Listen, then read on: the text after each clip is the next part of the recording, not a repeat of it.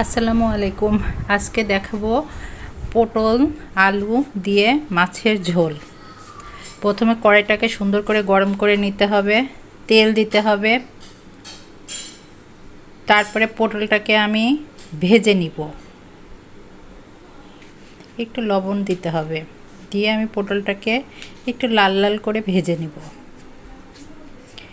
এই তো আমি এভাবে নেড়ে চেড়ে কিছুক্ষণ ভাজবো। পটলটা ভাজা হয়ে গেছে অনেকটাই। এই তো আমি উঠায় নিলাম। এখন ভাজা তেলের মধ্যে পেঁয়াজ বাটা, মরিচ গুঁড়ো, ধনিয়া গুঁড়া, হলুদ গুঁড়া, লবণ পরিমাণ মতো সব কিছু দিয়ে সুন্দর করে কষাতে হবে।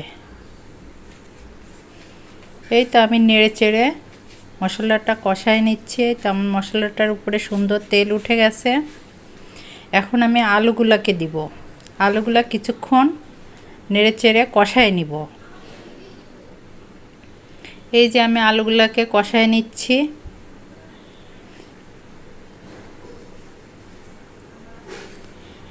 এখন 5 মিনিটের মতো আমি ঢেকে দিব। এই তো এখন ঢাকাটা তুলে দেখছি আলুগুলো অনেকটাই কষা হয়ে গেছে। এখন সেই ভেজে রাখা পটলটা দিয়ে দিব। পটলটা দেওয়ার পরে কিছুক্ষণ নেড়েচেড়ে আবার পটলটাকে কষাতে হবে। এখন সামান্য একটু পানি দিব।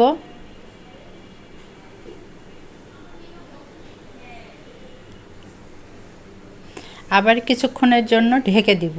এবার ঢাকা উঠাই আমি দেখছি অনেকটাই আমার তরকারিটা হয়ে গেছে। এখন ঝোল দিয়ে দিব।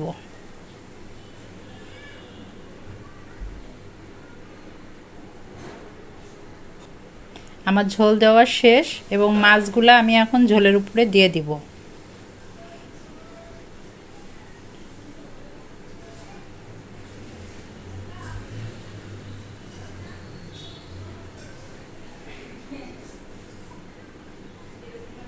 এখন আবার ঢাকা দিব কিছুক্ষণের জন্য। আবার ঢাকা তুলে দেখলাম ঝোলটা অনেকটাই ফুটে গেছে।